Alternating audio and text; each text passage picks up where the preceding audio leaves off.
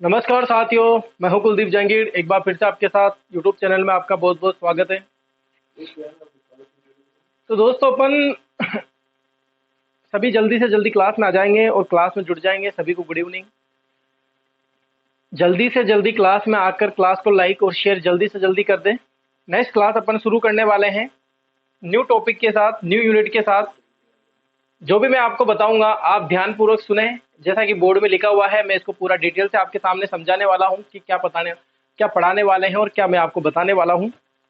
जल्दी से जल्दी एक बार क्लास में जुड़ जाए। ठीक है, चलो सभी को गुड इवनिंग। जल्दी से जल्दी क्लास में आ जाए। देखो, टॉपिक डला हुआ है मोटिवेशन, अभिप्रेरणा, यानी कि ये मैं आपको पढ़ाने वाला हूँ, स्टार्ट करने वाला हूँ, इसके बारे में बताने वाला हूँ। क्या है ये, कैसे क्वेश्चन आते हैं इसमें से, क्यों मोटिवेशन होना पड़ता है, क्या जरूरत पड़ती है इसकी, कहाँ पर होना पड़ता है। सबसे बड़ी बात यह है आपको ध्यान देने वाली कि मोटिवेशन, अभिप्रेरणा, अभिप्रेरणा यानी कि प्रेरित होना। बहुत से आपने वीडियोस देखे होंगे जिसमें आप मोटिवेशनल स्पीकर के नाम सुनते होंगे, जैसे विवेक का नाम सुनते होंगे, संदीप माहेश्वरी का नाम सुनते होंगे। इस तरह से ही बहुत से नाम आते हैं इनमें, जैसे अभी नया सोनू शर्मा जी के नाम सुनते होंगे। बहुत नाम ऐसे हैं जो मोटिवेशनल स्पीकर का काम करते हैं, अभिप्रेरित करते हैं लोगों को कि डगमगा ना जाए, अपने रास्ते से भटक ना जाए। लक्ष्य की प्राप्ति जब तक नहीं होती, अंदर से आदमी जब तक अभी प्रेरित नहीं होगा तब तो उसको लक्ष्य दिखाई नहीं देगा, भूलेगा नहीं। अभी प्रेरित इसलिए होना पड़ता है। ठीक है, वो मैं आपको बताऊंगा आगे, उसके बारे में सारी जानकारी दूंगा मैं आपको। इससे पहले मैं आपको एक बार रिकॉल करवा देता हूँ, यूनिट 4 के बारे में अपन बात कर रहे थे। यूनिट 4 में मैंने आपको 3 चीजें पढ़ाई थी। यूनिट 4 में आपको मैंने व्यक्तिगत विभिन्नता यानी कि बालकों के बारे में बताया था, और समायोजन के बारे में मैंने आपको बताया है। समायोजन और कुसमायोजन एक ही टॉपिक है, जो मैंने दोनों क्लियर करवा दिए हैं। समायोजन क्या होता है, कुसमायोजन की स्थिति कैसे आती है, कुसमायोजन होने पर उसके साथ क्या क्या हो जाते हैं, क्या कारण होता है कि कुसमायोजन आता है, किस वजह से आता है, ये सारी चीजें मैंने आपको बताई थी। ठीक है, क्लियर है, यहाँ तक समझ में आया। इसके बाद रही बात कुछ क्वेश्चन की। यूनिट 4 जो है वो काफी कम है, क्वेश्चन आपको करवाए जाएंगे, इसकी आप चिंता ना करें। ये मेरी जिम्मेदारी है, मेरी टेंशन है, मैं लेता रहूंगा इसको। आप बस ऐसे ही रेगुलर बने रहिए, क्वेश्चन आपके सामने आ जाएंगे। पहले आज जो टॉपिक पढ़ा रहे हैं उसको पढ़ते रहिए। क्वेश्चन मैं आपको बता दूंगा कि कब अपन क्वेश्चन के बारे में बात कर रहे हैं। नए नए क्वेश्चन बनाने में टाइम लगता है, समय लगता है। पहले वाले जो एग्जाम में क्वेश्चन आए थे उनके बारे में अपन बात करेंगे। ठीक है, चलिए देखो, अब बात करते हैं अपन, जो ये टॉपिक है मोटिवेशन अभिप्रेरणा। मोटिवेशन अभिप्रेरणा जो टॉपिक है दोस्तों, ये है यूनिट सेकंड का पार्ट है। किसका पार्ट है, यूनिट सेकंड। और आप सभी को पता होगा कि रीट एग्जाम के लिए, लेवल फर्स्ट हो या लेवल सेकंड हो, रीट एग्जाम में जो यूनिट सेकंड है वो वेरी वेरी इंपॉर्टेंट है। मोस्ट इंपॉर्टेंट का पार्ट माना जाता है, यानी कि कहीं ना कहीं इसमें से 6-7 क्वेश्चन आते ही आते हैं, क्योंकि इसमें सबसे मोस्ट इंपोर्टेंट जो है वो है अधिगम टॉपिक, इसी में है। यानी कि अधिगम जो टॉपिक है वो यूनिट सेकंड का ही पार्ट है। अब मैं बात करता हूं, आपको कुछ चीजें याद दिलवा देता हूं जो आप भूल चुके होंगे। अगर नहीं भूले हो तो भी एक बार रिकॉल कर लेना। आपको पता होगा जब मैं स्टार्टिंग में क्लास ली थी मैंने, तो 3-4 दिन 5 दिन में कहीं क्लास नहीं ले पाता था। तो उस टाइम हमारे जो सर है, PD Soni sir, Pradeep Soni sir हैं, उन्होंने बीच में मनोविज्ञान की क्लास ली थी। अभी वो नहीं ले पा रहे हैं, इसीलिए मैं ले रहा हूं। जब उन्होंने क्लास ली थी तो आपको पता होगा कि उन्होंने अधिगम का टॉपिक स्टार्ट किया था, और अधिगम का टॉपिक उन्होंने बहुत ही जबरदस्त तरीके से, बहुत ही शानदार तरीके से पढ़ाते हुए स्टार्ट किया था, और अर्थ, संकल्पनाएं और प्रकृति प्रक्रिया के बारे में यहां तक बता दिया था। और अधिगम के कुछ सिद्धांत भी वो पढ़ा चुके थे, जिसमें व्यवहारवाद अपने सिलेबस में है। अब आप कहेंगे कि व्यवहारवाद कोई मनोवैज्ञानिक का नाम है, बिल्कुल नहीं है, ये एक शाखा है। और इसमें आते हैं थॉर्नडाइक, आते हैं अपने थॉर्नडाइक, आते हैं स्किनर, आते हैं सीएल हल, आते हैं पौलव, आते हैं। ये मनोवैज्ञानिक हैं जिनके बारे में अपन पढ़ेंगे। इनके अधिगम के दिए हुए सिद्धांत के बारे में पढ़ेंगे। जैसे थॉर्नडाइक ने बिल्ली का सिद्धांत दिया था, सीएल हल ने भी जो नेगेटिव पॉजिटिव के बारे में बताया था, पौलव ने कुत्ते का सिद्धांत दिया था, स्किनर ने भी सिद्धांत दिया था। सबसे मोस्ट इंपोर्टेंट जो सिद्धांत माना जाता है वो सीएल हल का माना जाता है, और इसी को ही सबसे ज्यादा क्वेश्चन आने की संभावना। पिछले वाले एग्जाम में सीएल हल का क्वेश्चन आया था, आपको पता होगा। ठीक है, अधिगम के व्यवहारवाद में ये सारे मनोवैज्ञानिक आते हैं, इनके बारे में अपन पढ़ेंगे। ठीक है। गेस्टाल्टवाद सभी को पता होगा, वर्दीमर, कोहलर,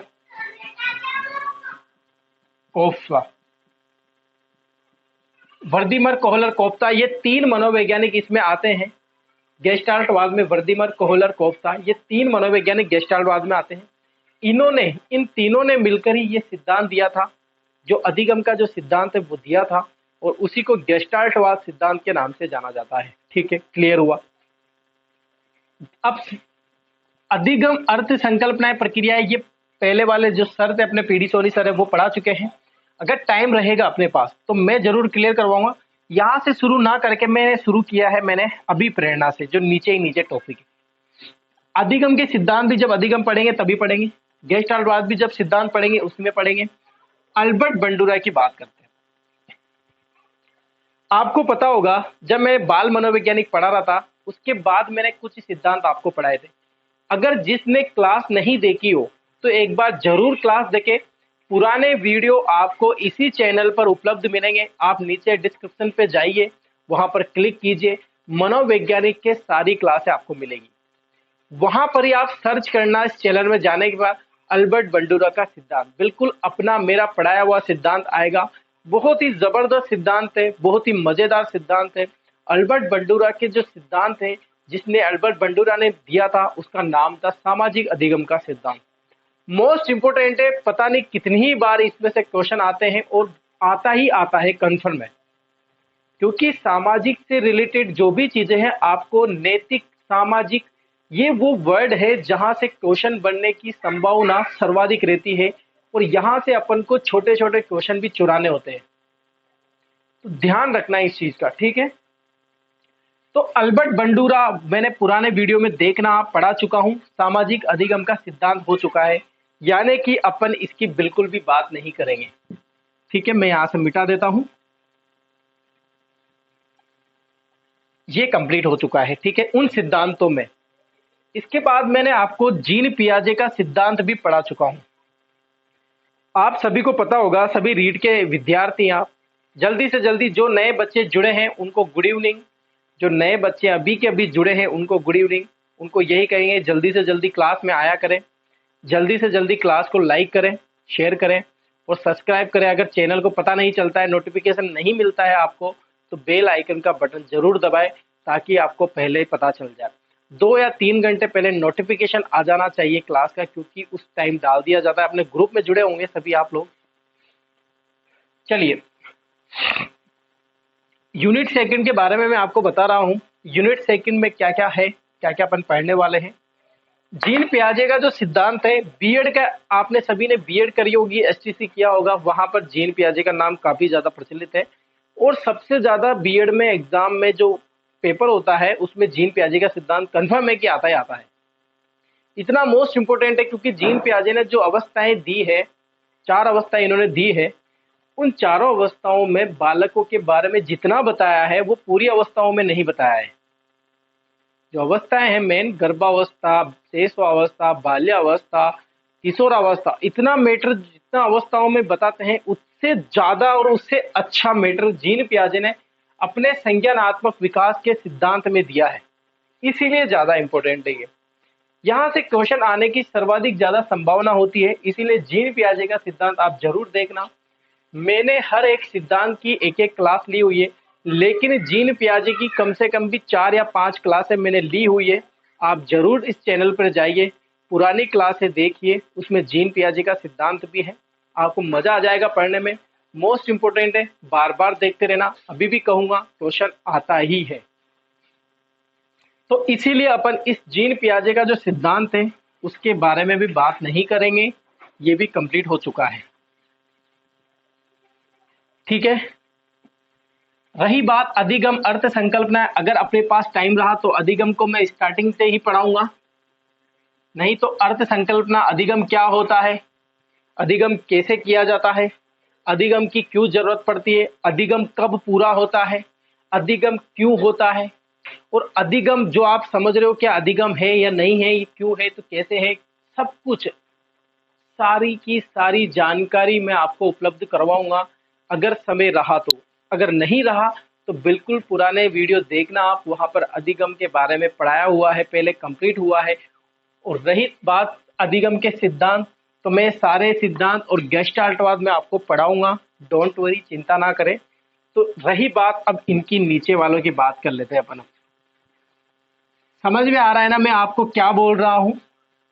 क्लास अभी मैंने टॉपिक पढ़ाना स्टार्ट नहीं किया है, मैं आपको बता रहा हूं यहां पर ओनली सिलेबस के बारे में। आज की क्लास अभी स्टार्ट हुई है, अभी सिलेबस के बारे में मैं आपको बता रहा हूँ, यूनिट सेकंड के सिलेबस के बारे में, क्योंकि अपन आज यूनिट सेकंड का पार्ट ही पढ़ने वाले हैं। ठीक है, बालकों के चिंतन और अभिप्रेरणा अधिगम के अभिप्रेरित। चिंतन को बाद में पढ़ेंगे, पहले पढ़ेंगे अभिप्रेरणा, जो मैंने ऊपर टॉपिक लगा दिया है।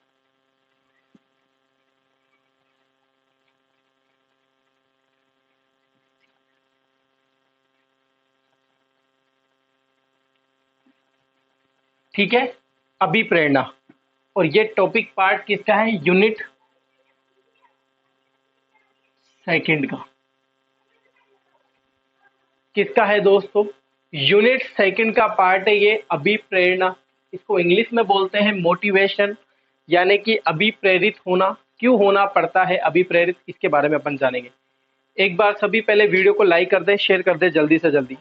ठीक है, देखो, अभिप्रेरणा, जब भी कोई टॉपिक स्टार्ट करते हैं तो उससे पहले मैं आपको बताता हूं कि अभिप्रेरणा क्या है। ये जो अभिप्रेरणा मोटिवेशन लिखा है, ये अंग्रेजी भाषा का शब्द है। कौन सी भाषा का शब्द है? अंग्रेजी भाषा का शब्द है।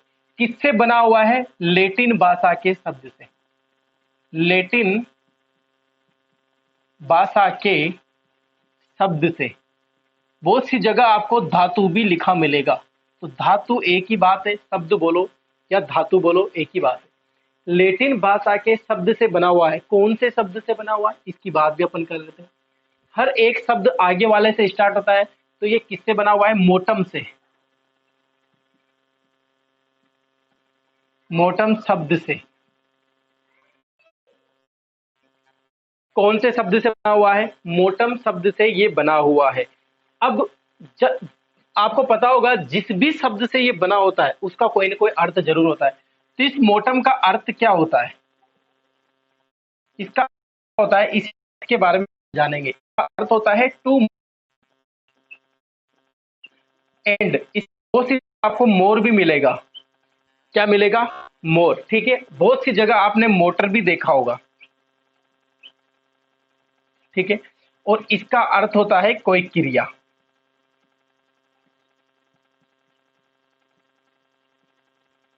क्या अर्थ होता है इसका? कोई क्रिया। एक बार फिर से मैं आपको पूरा समझा देता हूं।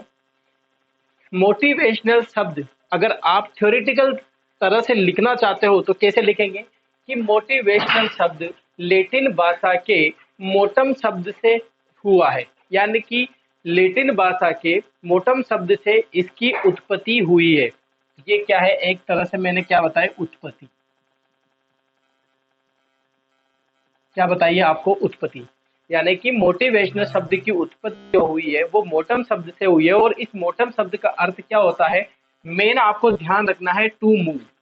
बहुत सी बुक में आपको मोर भी देखने को मिलेगा, मोटर भी देखने को मिलेगा। तो आप सबसे ज्यादा मोस्ट इंपोर्टेंट ध्यान क्या रखोगे? To move. और टू मूव का अर्थ क्या होता है? कोई क्रिया। यानी कि कोई क्रिया करना क्या होता है? आंतरिक रूप से प्रेरित होना या आंतरिक रूप से कोई क्रिया करना ही क्या कहलाता है? अभिप्रेरणा कहलाता है, मोटिवेशन कहलाता है। ठीक है, यहां तक सभी को समझ में आया? क्लास कैसी लग रही है? किसी को कोई चीज समझ में नहीं आई हो अभी तक मैंने जो बोला है? कोई सिलेबस समझ में नहीं आया हो, पहले जो पढ़ाया वो समझ में नहीं आया हो, या अभी तक जो समझ में नहीं आया तो उसके बारे में मुझे बताएं। आप इसका स्क्रीनशॉट ले लीजिए, इसको लिख लीजिए। मैं आपको परिभाषा लिखा देता हूँ एक लाइन में, फिर अपन नेक्स्ट आगे बात करते हैं।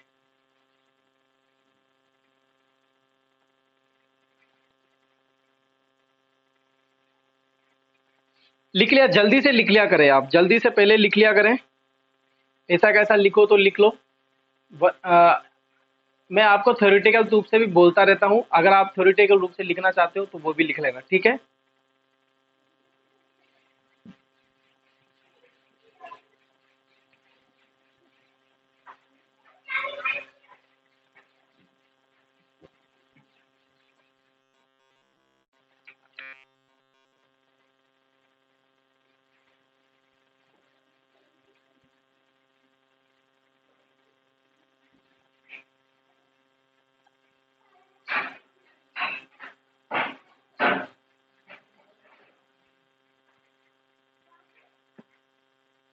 ठीक है, परिभाषा क्या है देखो, इसकी परिभाषा है किसी कार्य को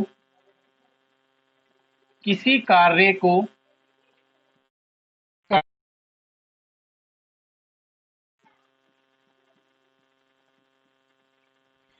कार्य को करने के लिए या करने की उत्तेजना को या करने की या करने की या करने की उत्तेजना को ही क्या कहते हैं, अभिप्रेरणा कहते हैं।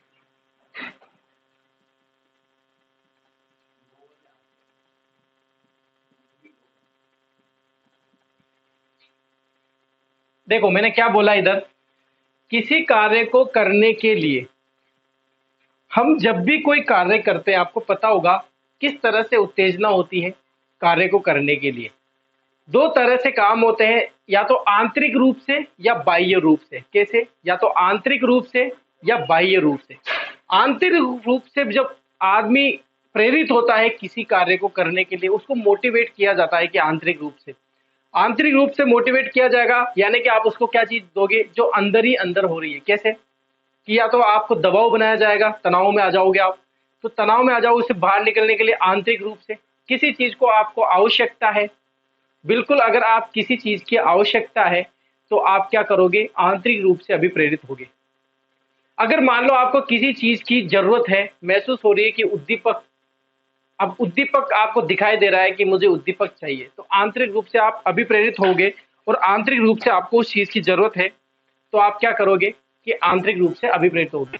अब मैं आपको बोलूंगा कि मैं आपको दंड दूंगा, पड़ मारूंगा, पुरस्कृत करूंगा, तो आप बाह्य रूप से अभिप्रेरित होगे।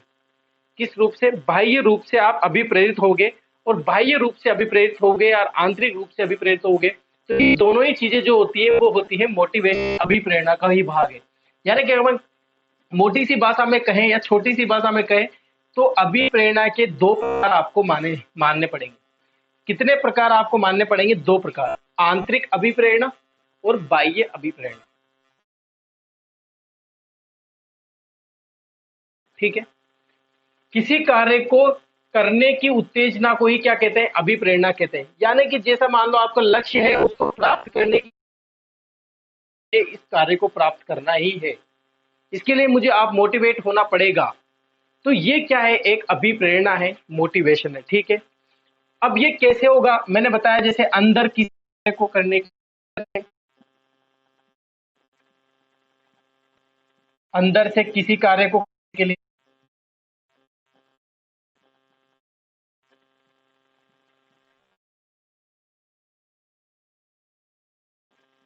अंदर से किसी कार्य को करने के लिए, ठीक है, अंदर से किसी कार्य को करने के लिए अभिप्रेरित होना, बाह्य तरीके से अभिप्रेरित होना, ये चीजें आप मानोगे मोटिवेशन में, मानोगे अभिप्रेरणा में मानोगे। ये सिंपल सी छोटी सी एक परिभाषाएं हैं जो मैं आपको बता रहा हूं। ठीक है, परिभाषा है, मनोवैज्ञानिक परिभाषा नहीं है। किसकी परिभाषा है? अभिप्रेरणा की परिभाषा है। मैंने अभी अभिप्रेरणा की परिभाषा आपको बताई। यहां तक समझ में आया सभी को? मोटिवेशनल शब्द की उत्पत्ति किससे हुई है, एक बार रिकॉल करवा लेते हैं। किससे हुई है? लैटिन भाषा के मोटम शब्द से हुई है। मोटम शब्द का अर्थ क्या होता है? टू मूव होता है, जिसको हिंदी में क्या बोला जाता है? कोई क्रिया, यानी कि कोई क्रिया करना, किसी कार्य को करना, कोई क्रिया हो गई, किसी कार्य को करने की एक उत्तेजना, प्रेरणा, या फिर अंदर से किसी कार्य को करने की, अंदर से किसी कार्य को करने के लिए या करने की अभिप्रेरित होना ही क्या कहलाता है? अभिप्रेरणा कहलाता है। और इसी को क्या बोला जाता है?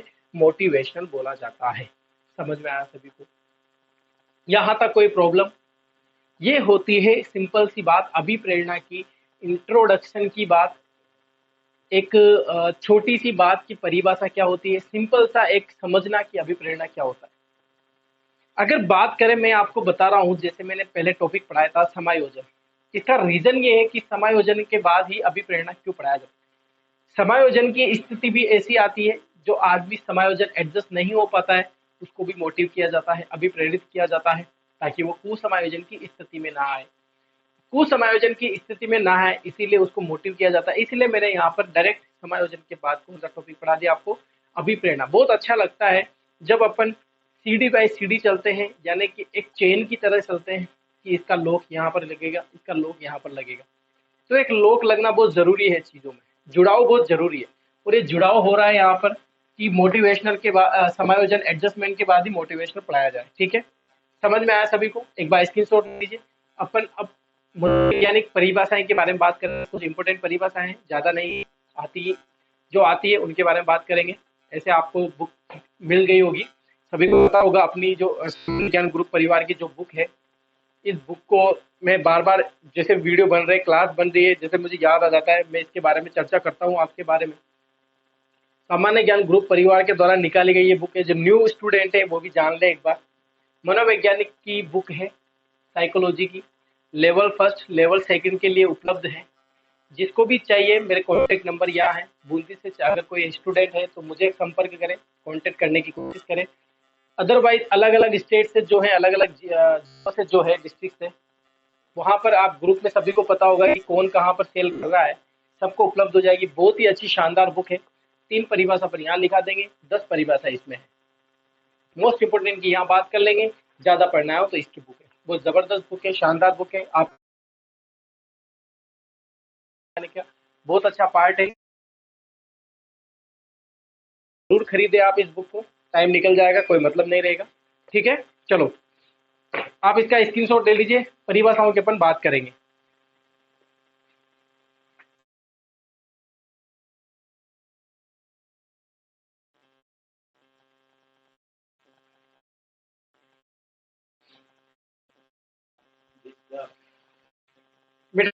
चलो बात कर ले मोस्ट इम्पोर्टेंट हैं जिनके बारे में।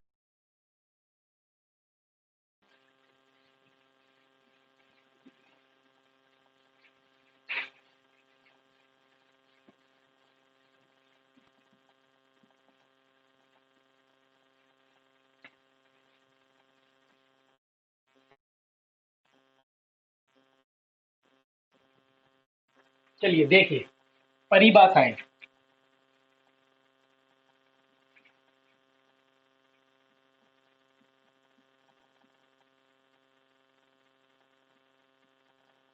ठीक है, किसकी परिभाषा की बात करेंगे? सबसे पहले अपन बात कर लेते हैं स्किनर की परिभाषा।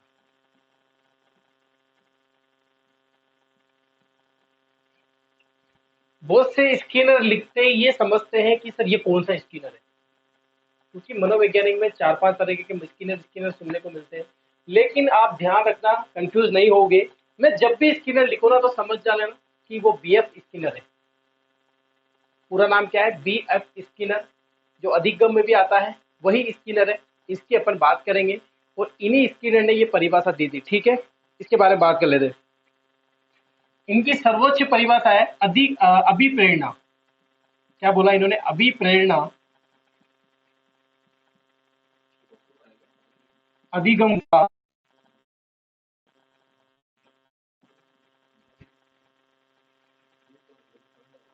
अभिप्रेरणा अधिगम का सर्वोत्कृष्ट राजमार्ग है। यानी कि अधिगम लर्निंग करने के लिए अगर आप अधिक अभिप्रेरित होते रहोगे तो इसका सबसे बढ़िया राजमार्ग बताया है किसने? इसके ने किसको बताया है? अभिप्रेरणा को, मोटिवेशन को अधिगम करने के लिए। इन्होंने बोला कि सिंपल सी भाषा है। इस परिभाषा में क्या कहना चाहता है मैं आपको बताऊं कि अधिगम करना चाहते हो ना अगर आप, तो इसका सबसे बढ़िया राजमार्ग बताया है किसको? अभिप्रेरणा को। किसने बताया है? स्किनर ने। ये लो परिभाषा याद हो गई। अरे भाई, अगर मान लो आपको अधिगम करना है ना, अच्छे तरीके से किसी चीज को लर्न करना है, पढ़ना है, समझना है, उस चीज के बारे में याद करना है, तो उसके लिए सबसे बढ़िया रास्ता कौन सा है? अभिप्रेरणा। मोटिवेशन होते रहो बीच बीच में, जैसे आप डगमगा जाओ फिर मोटिवेशन हो जाओ, कहीं दूसरे रास्ते में भटक जाओ फिर मोटिवेशन हो जाओ। तो ये देखते रहा करो, बार बार वीडियो वगैरह देखते रहा करो, किताब पढ़ते रहा करो, थॉट वगैरह देखते रहा करो, बार बार मोटिवेट होते रहा करो बस। इसके लिए आप रास्ता चुन लोगे तो आप एक दिन राजमार्ग बन जाओगे। सर्वोत्कृष्ट सबसे अच्छा राजमार्ग बताया है किसको? अभिप्रेरणा को। किसने बताया है? स्किनर ने बताया है भैया। ठीक है, स्किनर ने राजमार्ग बताया है। लेकिन मैं आपको एक चीज बोलूं, जैसा कि मुझे याद आ जाता है, जैसा कि मुझे हर बार याद आता है तो मैं आपको बोल देता हूँ, सिखा देता हूँ बीच में। ठीक है, क्या है देखो सुनना। मोटिवेशनल चीज क्या होती है? ये क्या चीज ये, मतलब कैसे आप, मतलब मोटिवेशन पढ़ोगे नहीं तो क्या मोटिव होने से ही आदमी लक्ष्य की प्राप्ति कर लेगा? क्या नहीं करेगा? कितनी देर तक आप, जब भी आपने कोई वीडियो देखा हो या जब भी आपने कोई अच्छे थॉट देखे हों, जब भी किसी का वीडियो सुना हो, किसी का भी अदरवाइज जो आपको अच्छा लगता हो, कितने मिनट के लिए आप मोटिवेट हो जाते हो? कितने मिनट के लिए? एक मिनट के लिए, 2 minute, 3 minute, 5 minute, 10 minute, 15 minute, एक दिन के लिए? दूसरे दिन या फिर हाथों हाथ दस कुछ मिनट बाद, कुछ घंटों बाद वही स्थिति हो जाती है जैसा आप पहले थे। कारण क्या है कि अपन ने उसको अंदर नहीं उतारा है अभी तक। अब वो उतरेगा भी नहीं कभी, वो चीजें नहीं उतरेगी, कभी जिंदगी में आ ही नहीं सकती वो।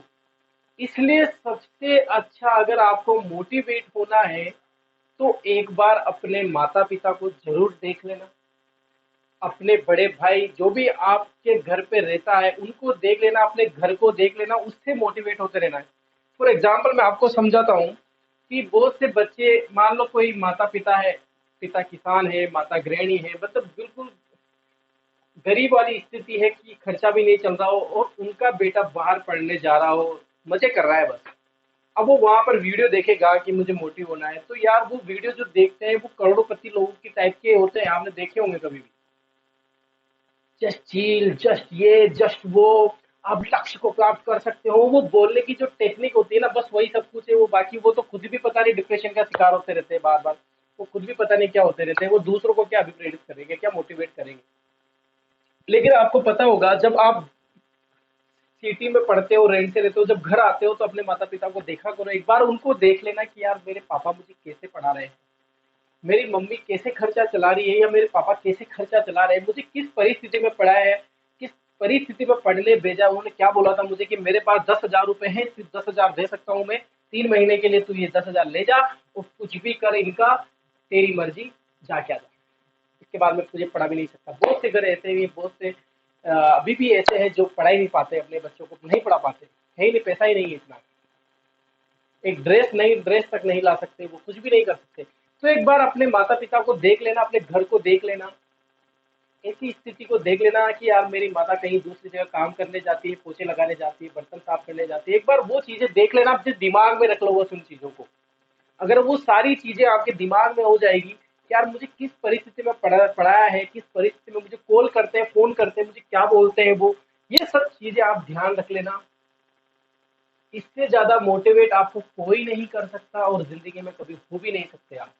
वो वीडियो से तो अच्छा ही है। यू कैन डू इट, आप कर सकते हो, आप कर सकते हो, लगे रहो, लक्ष्य की प्राप्ति नहीं हो जाती जब तक बाधा आ जाए, कितनी भी समस्या आ जाए। ये सिर्फ 2 मिनट के लिए आपको मोटिवेट कर सकती है, पूरे लाइफ टाइम के लिए नहीं कर सकती। और प्रॉब्लम लाइफ टाइम की रहती है, समस्या जीवन भर आएगी, लक्ष्य हमेशा बने रहते हैं। ऐसा नहीं है कि रीति लक्ष्य होता है अपना, नौकरी लग गई तो समस्या खत्म, नहीं होगी। मोटिवेट हर एक मार्ग में होना पड़ता है, हर एक अधिगम, क्योंकि लर्न कोई टाइमिंग नहीं होता, अधिगम का कोई टाइम नहीं होता कि यार मुझे 5 मिनट के लिए अधिगम होना पड़ता है या 2 साल के लिए मुझे अधिगम होना पड़ता है। जिंदगी भर कुछ ना कुछ सीखना आपको जरूर है, जिंदगी में हर एक साल सीखना है, हर एक एज में सीखना होता है, हर एक पार्ट में सीखने की जरूरत होती है, वहां पर आपको अधिगम होने की जरूरत है, सॉरी अभिप्रेरणा होने की जरूरत है, मोटिवेट होने की जरूरत है। इसलिए आपको एक ही बात कहूंगा कि आप जब भी अभी प्रेरित मोटिवेशन हो, ये फालतू के वीडियो तो ठीक है, चलो अच्छा लगता है, कभी कभी सुन लेते हैं तो मूड फ्रेश हो जाता है, अच्छा लगता है कि हाँ मैं भी कर सकता हूँ, मैं कमजोर नहीं हूँ किसी और से। लेकिन अपने माता पिता को जरूर देखें, एक बार वो दिमाग में डाल, यार मैं कैसे पढ़ रहा हूँ, कैसे किस स्थिति में रह रहा हूँ, मुझे उनके लिए क्या करना चाहिए, उन्होंने तो मुझे, मेरे लिए बहुत कुछ किया है, मैं उनके लिए क्या कर सकता हूँ, अब मेरा टाइम आ गया है उनके लिए कुछ करने का। तो आप वो करते रहिए, ठीक है, आपको अच्छा लगेगा। आप जिंदगी में, सच बता रहा हूँ, कभी मोटिवेशन दूर से फालतू की वीडियो देखने से जरूरत ही नहीं पड़ेगी। ये देखते रहते हो, ये इनको पता नहीं, फालतू लोगों को आप आगे बढ़ाते जा रहे हो, कोई मतलब ही नहीं है इन चीजों का, छोड़ो उनको। ठीक है, तो इसीलिए ने क्या बोला, बात करते हैं टॉपिक पे आते हैं। बीच बीच में ऐसे मैं आपको गाइडेंस करता रहूंगा, बीच बीच में टाइम जैसे मिलता रहता है मैं आपको बोलता रहता हूँ, जैसे मुझे याद हो जाता है मैं आपको बोल देता हूँ बस। टाइम खराब तो नहीं हुआ ना? सभी को अच्छा लगा ना? जल्दी से बताइए मुझे, किसी को ऐसा तो नहीं लगा ना सर जबरदस्ती कि आप क्लास पे टाइम पे ध्यान दिया करो बस ऐसे? ठीक है, चलो। स्किनर की बात कर रहे थे, अभिप्रेरणा अधिगम का सर्वोत्कृष्ट राजमार्ग है, यानी कि अधिगम का चलना चाहते हो, अधिगम को प्राप्त करना चाहते हो, अधिगम करना चाहते हो, तो इसका लिए सबसे बेस्ट रास्ता जो बताया गया है स्किनर ने, किसको बताया गया है? मोटिवेशन को बताया गया है, अभिप्रेरणा को बताया गया है। ठीक है, ये परिभाषा आप छाप लीजिए, स्क्रीनशॉट ले लीजिए। दूसरी परिभाषा की और बात करते हैं, उसके बारे में डिटेल से बात करेंगे।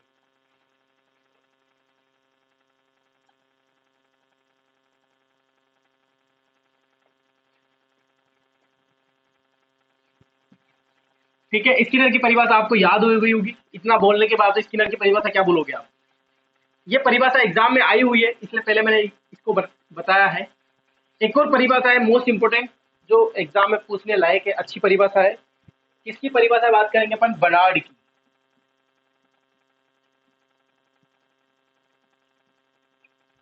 बर्नार्ड एक मनोवैज्ञानिक है और इन्होंने परिभाषा दी थी। उस परिभाषा का नाम क्या है, कैसे किस तरह परिभाषा दी है, देखो सुनना। इन्होंने बोला कि जिस लक्ष्य की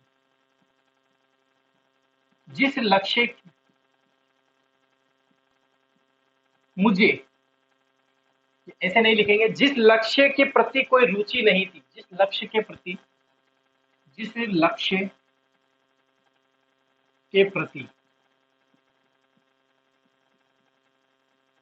कोई रुचि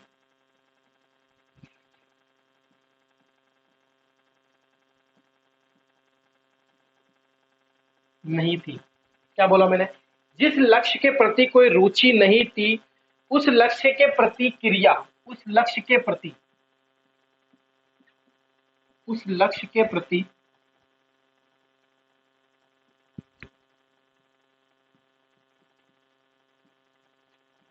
उस लक्ष्य के प्रति कोई क्रिया की उत्तेजना को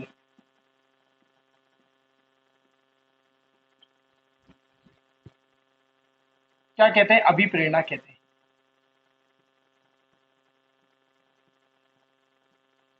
जो मेन परिभाषा थी वो मैंने आपको लिखा दी है, और ये अलग अलग मनोवैज्ञानिक के अनुसार परिभाषा है जो मैं आपको अब बता रहा हूं। देखो क्या बोला इन्होंने। मान लो इनके अनुसार क्या था कि एक लक्ष्य था, अब मुझे कोई इंटरेस्ट ही नहीं था, मुझे कोई मजा ही नहीं था उस लक्ष्य को प्राप्त करने का। लेकिन क्या हुआ कि मैंने कुछ वीडियोस वगैरह, कुछ मोटिवेशनल स्पीकर की सहायता से कुछ मोटिवेटिव चीजें देखी, और मुझे क्या लगा कि यार वो लक्ष्य बहुत अच्छा था, मुझे वो लक्ष्य प्राप्त करना है। जिस लक्ष्य के प्रति कोई रुचि नहीं थी, अब क्या हुआ, बीच में नहीं थी के बाद ही क्या आ जाता है? अभिप्रेरणा आ जाता है, मोटिवेशन आ जाता है। अब क्या हुआ कि उस लक्ष्य के प्रति कोई क्रिया की उत्तेजना को, मेरे अंदर ललक आ गई, ललक जगी, एक तरह से उत्तेजना आई कि नहीं, मुझे अब ये लक्ष्य प्राप्त करना है, मुझे ये चाहिए बस। तो ये किसने किया? ये सब कुछ अभिप्रेरणा ने किया, मोटिवेशन ने किया। कि जिसमें मुझे कोई इंटरेस्ट नहीं था, बाद में कोई आया, उन्होंने बताया कि ये ऐसा है, इसके बारे में होता है ना, बहुत सारी चीजें होती है। मान लो जैसे मैं फॉर एग्जांपल बहुत इंटरेस्टिंग आपको एग्जांपल देता हूँ, कि मान लो आप कोई लड़की देखने जाते हो, या फिर लड़की कोई लड़का देखने जाती है।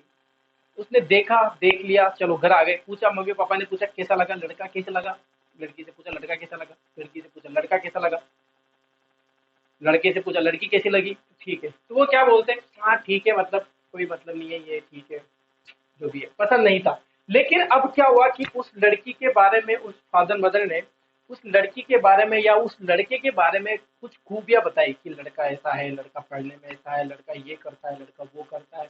लड़के का जो पास्ट था वो बताया कि ऐसे इसने किया, समाज सेवा करता है, बहुत सारी चीजें, अच्छी बातें बताई। तो वो जो ये बातें जो बता रहे हैं वो अभिप्रेरणा का ही कार्य कर रही है, वो जो मोटिवेशन का ही कार्य कर रही है कि हाँ दिमाग में तो अच्छा डाले कुछ। अब क्या हुआ कि वो ललक आ गई, उत्तेजना आ गई, वो जागृत हो गई वो चीजें कि नहीं, अब मुझे इससे ही शादी करनी है, या फिर मुझे ऐसी चीजें करनी है। ऐसे ही अपन लाइफ में जो कार्य करते रहते हैं, कुछ कार्य अपने होते हैं। मान लो कोई बिजनेस स्टार्ट करता है, तो वो बिजनेस पसंद वाला नहीं रहता कि यार नहीं, मुझे इंटरेस्ट नहीं है इन बिजनेस में। तो उस बिजनेस के बारे में लोग बताते हैं कि ऐसा बिजनेस है, ऐसा है, ऐसा है, तुम वहां जाएगा, इतना बड़ा बन जाएगा, इस बिजनेस को करने के बाद करोड़पति बन गए, ये बन गए, वो बन गए, तेरा इतना बड़ा एम्पायर होगा, 10 नौकर घूमेंगे, इतनी गाड़ियां आ जाएगी, ये वगैरह वगैरह। तो ये सारा का काम मोटिवेशनल का कर रहे काम, ये सारी चीजें। अब क्या हो गया कि उस बिजनेस के प्रति रुचि आने लगी, उत्तेजना आ गई कि नहीं, मुझे ये बिजनेस करना है, और ललक आ गई कि हाँ बिजनेस अब करना ही है। तो जिस लक्ष्य के प्रति कोई रुचि नहीं थी, उस लक्ष्य के प्रति कोई क्रिया की उत्तेजना को क्या कहते हैं? अभिप्रेरणा कहते हैं। और ये किसने कहा? बर्नार्ड ने कहा। बर्नार्ड की बहुत ही अच्छी परिभाषा है जो आपको याद करनी। एक बार स्क्रीनशॉट ले लीजिए, फिर आगे बात करते हैं।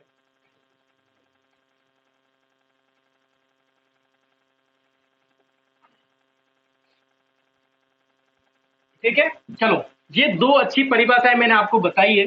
स्क्रीनशॉट ले लिया होगा सभी ने।